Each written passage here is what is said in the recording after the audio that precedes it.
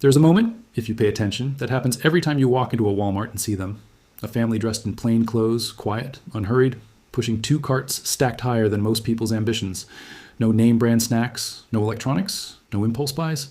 Just simple, cheap, almost invisible items that most people walk right past without a second glance.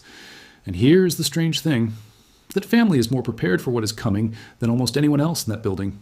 Not because they are rich, not because they are extreme, but because they never forgot something the rest of America quietly unlearned.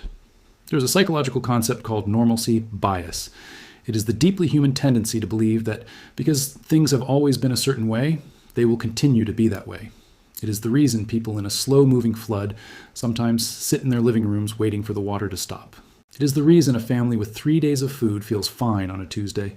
And it is the reason most of us walk past a blue cylinder of plain white salt without a single thought about what that cylinder actually represents. The Amish have no normalcy bias when it comes to survival. They cannot afford one. They never developed it because for 300 years, since Jacob Ammann gathered his community in 1693, they have lived with a single quiet understanding built into the fabric of everything they do. The world can change at any moment, and you had better be ready. What you're about to hear is not a list of items. It is a window into a philosophy. And once you see through that window, you will never look at a Walmart shelf the same way again. The first item is plain white salt, the blue cardboard cylinder you have walked past 1,000 times. About $1.50 for 26 ounces.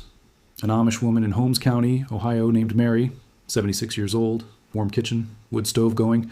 She had 18 of them lined up in her root cellar. When asked why, she laughed the way grandmothers laugh at questions that seem obvious to everyone except the person asking. Salt, to the Amish, is not seasoning. Salt is the reason a family can eat meat in February without electricity, without refrigerators, without any system depending on someone else to keep the lights on. Before refrigeration reached most rural Pennsylvania homes in the 1940s, a pork shoulder packed in salt in a cool corner of a cellar could feed a family 6 months later. A $2 bag of salt from Walmart can preserve 20 pounds of meat. Think about that the next time a winter storm takes the power grid down for a week, which has already happened twice in Texas in the last 5 years. The Amish family loses nothing. Their food was never dependent on electricity to begin with. Salt also purifies water in small amounts. It cleans wounds. It preserves vegetables through fermentation the same way sauerkraut has been made in Pennsylvania Dutch country since the 1720s. One item, $1. The work of a freezer, a medicine cabinet, and a canning shelf combined. The average American kitchen holds less than a pound of it at any given time. The average Amish kitchen holds 40. They are not hoarding. They are simply operating on a different definition of what is normal. The second item costs even less and does even more. White vinegar. A gallon jug at Walmart for around $3. The same Amish farmer who kept 18 cylinders of salt also kept 12 gallons of vinegar under the kitchen sink. He called it the cheapest doctor in the world. Cornell University published a study in 1971 confirming that a 5% solution of acetic acid, which is exactly what white vinegar is, kills 99% of common household bacteria, including E. coli and salmonella. That is the same percentage on a $40 bottle of disinfectant spray. The vinegar costs $3.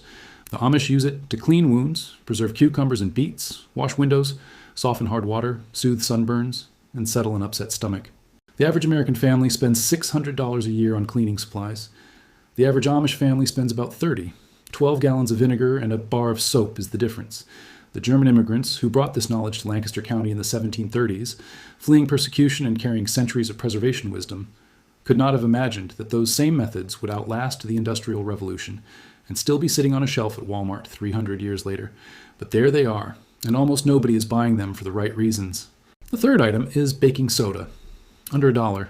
The Amish use it to brush teeth, bake bread, put out grease fires, deodorize root cellars, soothe insect bites, and wash dishes when soap runs short. 1 box, 6 functions, less than $1. This is where a pattern starts to reveal itself, one that is as psychological as it is practical. Every item in the Amish cart does at least 3 things. Every item lasts at least a year on the shelf. Every item costs less than the coffee you bought on the way to the store. This is not frugality. This is a complete and coherent philosophy of living that the rest of America quietly abandoned around 1955, when television commercials began teaching us that every problem required its own specialized product. The Amish never watched those commercials. They never received the memo that you are supposed to need 40 different bottles under the sink.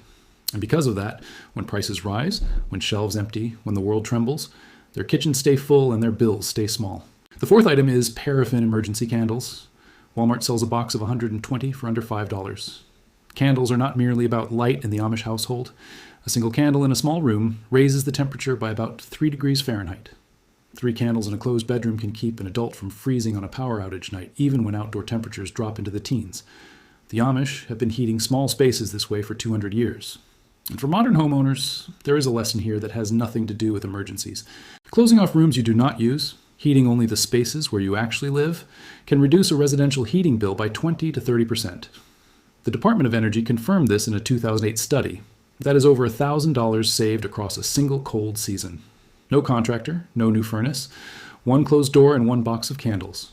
The 5th item is wool blankets. Walmart carries fleece versions for under $5. The Amish layer them on every bed from November through March. A bed with 3 blankets and a flannel sheet stays warm at 55 degrees room temperature. That means a thermostat dropped from 68 to 55 overnight. The furnace runs less, the bill drops. And there is something psychologically interesting happening here too. Modern overheated bedrooms actually disrupt deep sleep. The Amish have been sleeping better than most Americans for generations, partly because cold rooms under heavy blankets are precisely what the human body evolved to rest inside. These are not doomsday preparations. These are daily habits that put money back into your life starting tomorrow morning. The 6th item is Strike Anywhere wooden matches, a box of 250 for about $2.50. The Amish man in Holmes County kept enough matches to last 3 years without resupply. During the ice storm of 1978, when power went out across the county for 9 days, his English neighbors, the non-Amish ones, ran out of matches by day 3. They came to him, and he gave them away like cups of sugar. He never ran out. The 7th item is plain bar soap, under $1 a bar. Bar soap kept dry lasts indefinitely. Liquid soap expires within 2 years, and the plastic bottles eventually leak. 1 bar used carefully lasts a family of 4 about 3 weeks for hand washing. 100 bars covers 2 years for around $80 total, compared to $300 a typical American family spends on liquid soaps and specialty cleansers in the same period. The 8th item is canning lids. The flat metal discs with rubber seals that Walmart sells in a box of 12 for around $2.40. The Amish buy them 200 at a time because canning lids are the one part of home preservation that cannot be reused. During the canning shortage of 2020, when stores were empty and lids were selling for $10 a dozen online, Amish families were canning 400 jars of tomatoes without missing a beat.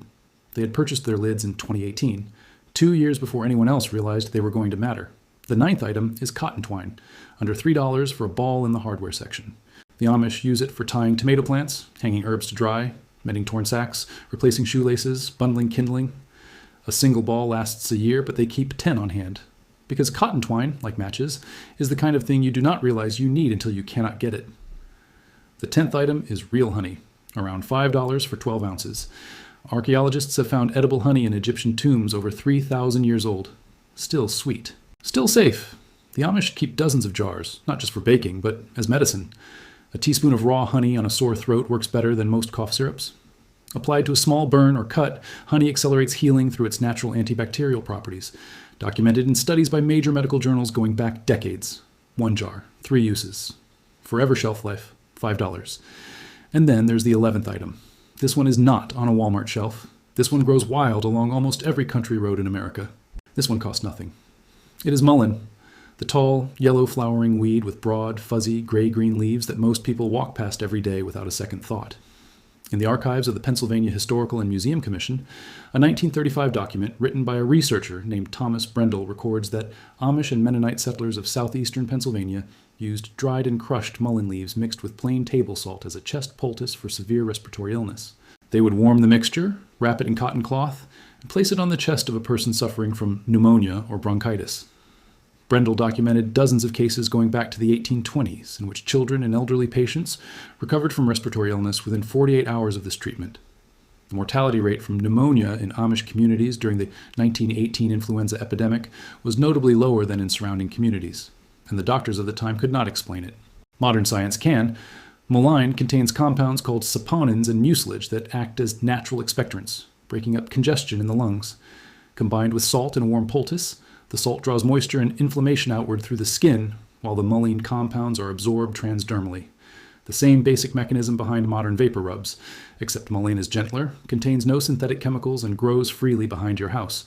An 83-year-old woman in Lancaster County once said she'd never paid for cough medicine, never filled a prescription for a chest infection, and never visited a hospital for a respiratory illness.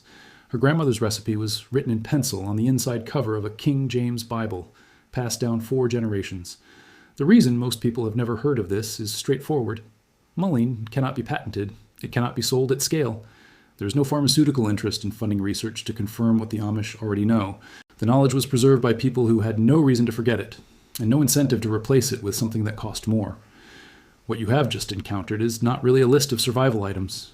It is a way of seeing, a way of walking into a store and perceiving not products, but possibilities, not prices, but degrees of freedom. The man in the black hat pushing 2 carts full of salt and vinegar and matches and honey is not poor. He may be the wealthiest person in that building, because he owes nothing to the fragile systems the rest of us depend on without thinking. You can carry that same kind of wealth, not by changing your religion or your clothing or your community, but simply by changing what you buy and how much of it you keep. The storm, as a wise woman once said over a tin cup of coffee in a warm kitchen in Ohio, is only a storm to people who were not ready for winter. You can be ready. It starts this weekend with a blue cylinder of salt, a gallon of vinegar, and a walk along the road behind your house with your eyes open. If this kind of quiet, forgotten wisdom resonates with you, the kind that gets pushed aside, not because it stopped working, but because someone decided it was not profitable enough to remember, then you already know where to go next. Subscribe to Mindshift Academy for more psychology-based insights into the patterns behind human behavior, resilience, and the kind of deep knowing that no algorithm can manufacture. This community is being built for people who believe that the most powerful ideas are often the ones that cost the least and last the longest. Come be part of it.